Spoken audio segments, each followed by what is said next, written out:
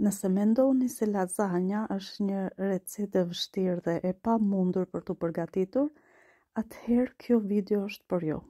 Përshëndetje nga Perla with Love Handmade, këtë herë me përgatitjen e lasagnes. Ju premtoj që është e thjeshtë. Procedura zgjat normalisht, por nuk është e pamundur dhe nuk është e vështirë. Me këtë recetë, ju do të përgatisni lasagnen më të shijshme që keni provuar ndonjëherë, madje edhe më të shijshme se në restorant. Na duhen 3 qep mesatare, 3-4 thelbin hudhër, 500 gram mish të grirë, do ishte më mirë 800 gram, por unë kisha vetëm 500 gram sot. Një pako me makarona lasagna, djathë të grirë dhe gjithashtu na duhen përbërësit për salcën e beshamelit. Atë do ja sqaroj pak më vonë. Si fillim do të grim holl qepët dhe hudhrat. Unë i kam grirë në rasen elektrike sepse është më e thjeshtë. Do t'i vendosim në tigan dhe do t'i skuqim. Nëse keni delimane ose nëse keni tenxherën e Lidlit, të cilën unë e përdor gjithmonë, atëherë është më e thjeshtë sepse ajo i përgatit vetë. Ose nëse keni Thermomixin origjinal, pra është diçka që ju ndihmon jashtë mase në përgatitjen e të gjithë për salcës së lasagnes. Pra, si fillim do të skuqim qepët dhe hudhrat së bashku derisa të zbuten. Më pas do të shtojmë mishin e grirë.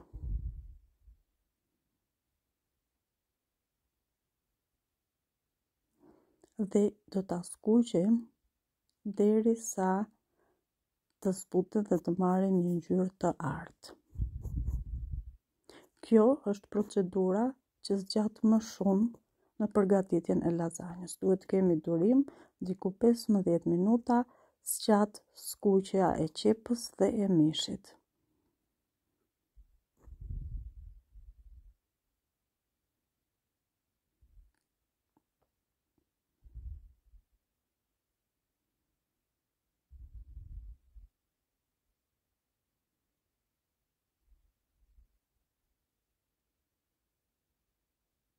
Duhet të kemi kujdes që mishi të ndahet mirë nga njëri tjetri.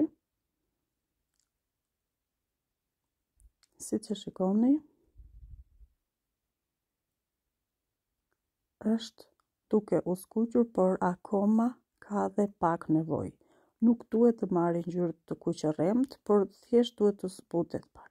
Tani do të shtojmë erëzat. Unë kam zgjedhur direkt nga për lasagna, por ju mund të përgatitni një nga një, për shembull rigon, piper nëse keni dëshirë, krip dhe spec të kuq. Nëse keni mundësi, besoj se te Big Market ekzistojnë këto erëza që janë tamam për lasagna. Nëse jo, atëherë mund të shtoni rigon, krip, piper dhe spec, pluhur speci të kuq.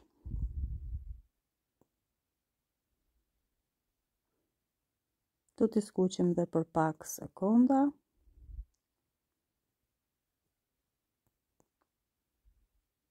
Dhe më pas do të shtojmë salcë.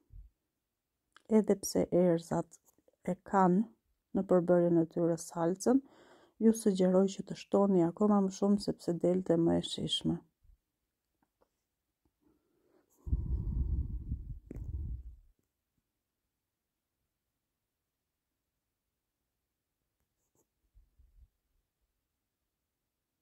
Pas salcës, unë kam shtuar rigon ekstra, i jep një shije akoma dhe më të mirë.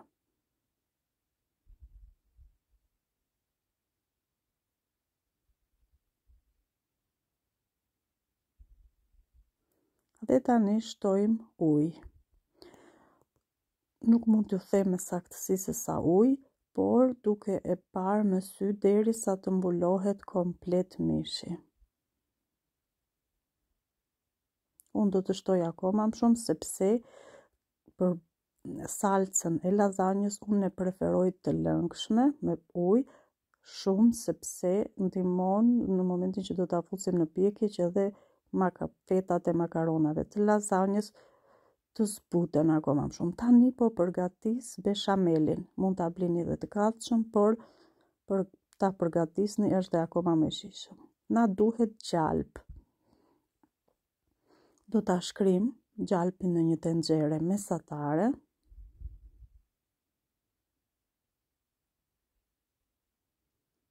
Mendoj diku të 70 gram gjalp ose 3 lugë. Dhe pasi gjalpi ka shkrirë, do të shtojmë miellin.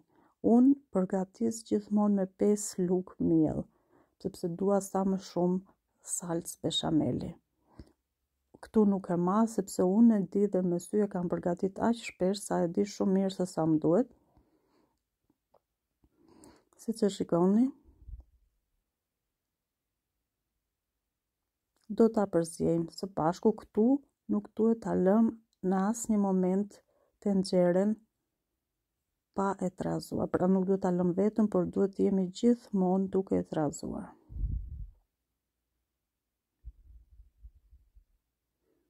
Shtojmë pak krip.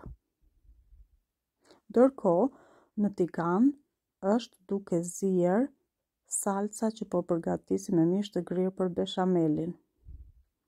Pra në momentin që i kemi shtuar dhe ujin, e lëm dhe diku 10 minuta të zjenjë së bashku. Ndërkohë, këtu pasi skuqim miellin dhe merr një ngjyrë të artë, siç e shikoni, jo shumë të kuqërremtë, do të shtojmë qumshin, por me kujdes. Qumshi shtohet me ngadalë dhe ndërkohë duke e trazuar me rrahsen e vezëve, në këtë mënyrë që mos të formohen kokriza, por të formohet një krem i një trajtshëm. Dhe mos harroni, është e rëndësishme, zjarri duhet të jetë mesatar dhe jo shumë i lartë. Përpara se të hidhni qumshin, duhet ta ulni temperaturën e sobës. Dhe ndërkohë e trazojmë, odha përsëri krip, e trazojmë pa shkëputje. Dhe si që shikoni, dal nga dal, kremi do të trashet.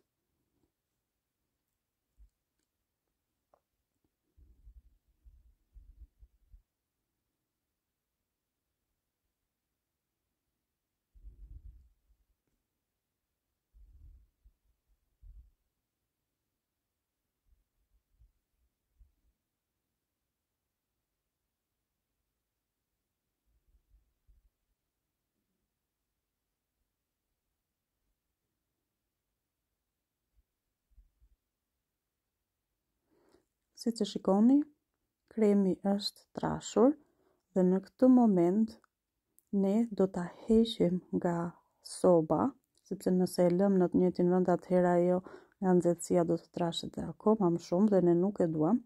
Do ta fikim sobën të dyja edhe mishin e grirë, i cili është gati, dhe do ta heqim më njanë.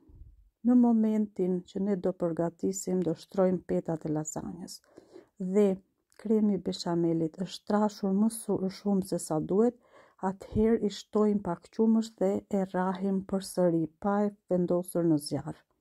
Të njëjtën gjë kam bërë dhe unë, sepse automatikisht ai trashet dhe akoma më shumë. Marrim tavën në të cilën do ta shtrojmë lazanjën dhe si fillim do të shtrojmë nga salca jon shumë pak.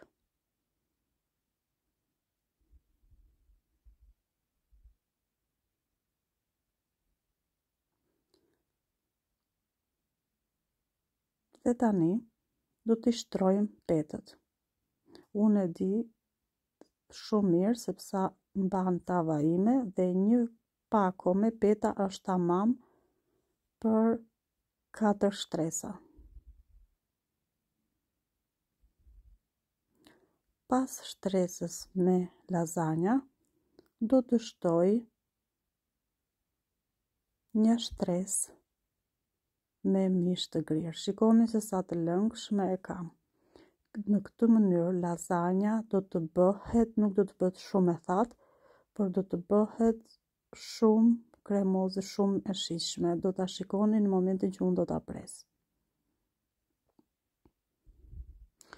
Ju do thoni ka shumë kalori, është e vërtet, ka shumë kalori, por mos harroni që e përgatisni shumë rrallë.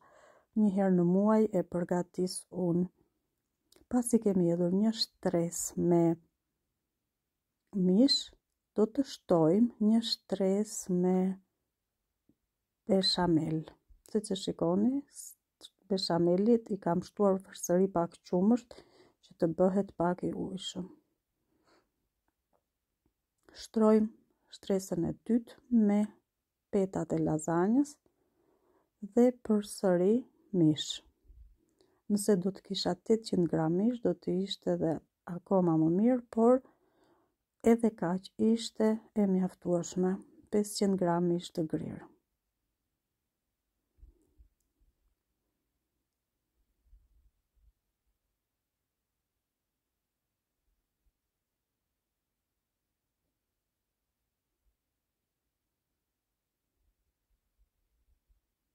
Përsëri një shtres me beshamel.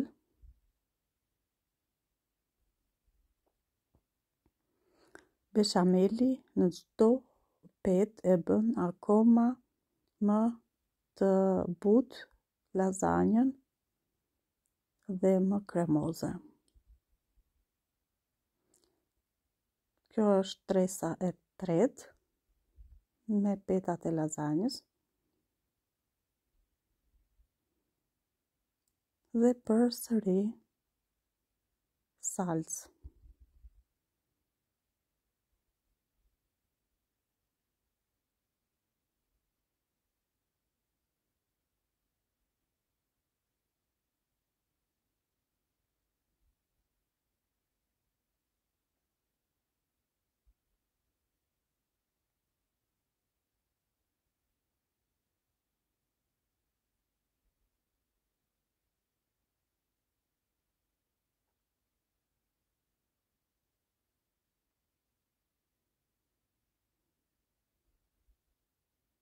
Dhe tani shtojmë shtresën e fundit me makaronat e lazanjës.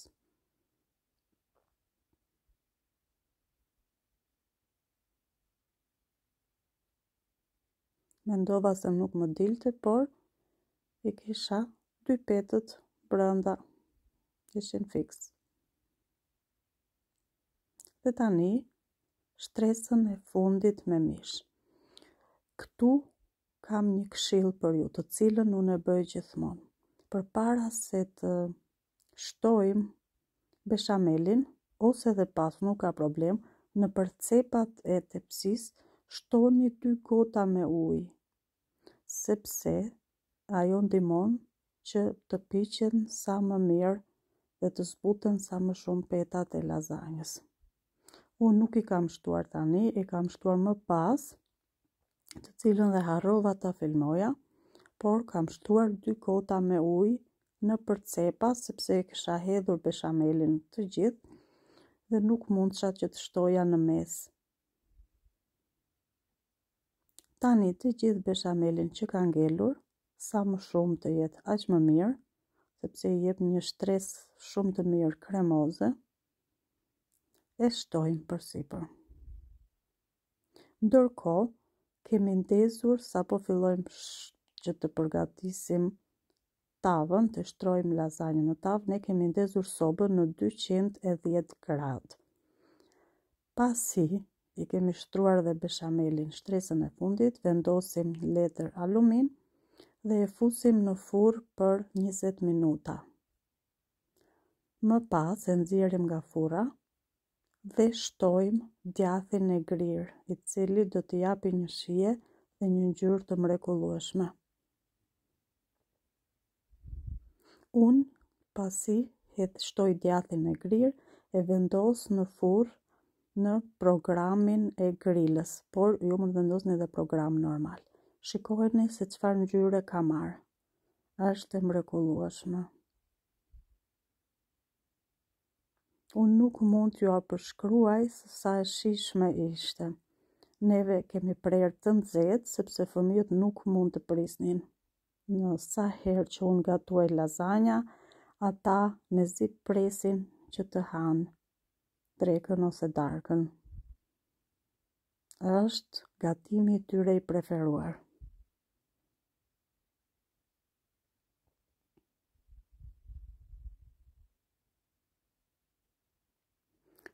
Nëse keni dëshirë të shikoni receta të tjera, më bëni subscribe dhe unë ju falenderoj që më ndiqni dhe shihemi në videot e tjera.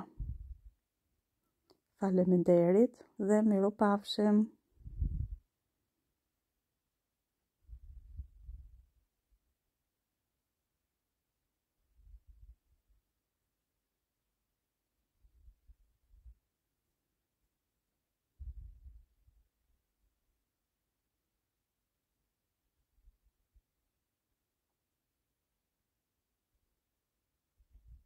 Mos të më ngeli fiksim, pa e thënë, shikoni se sa e shijshme është, shikoni se sa e mirë është dhe se sa kremoze është.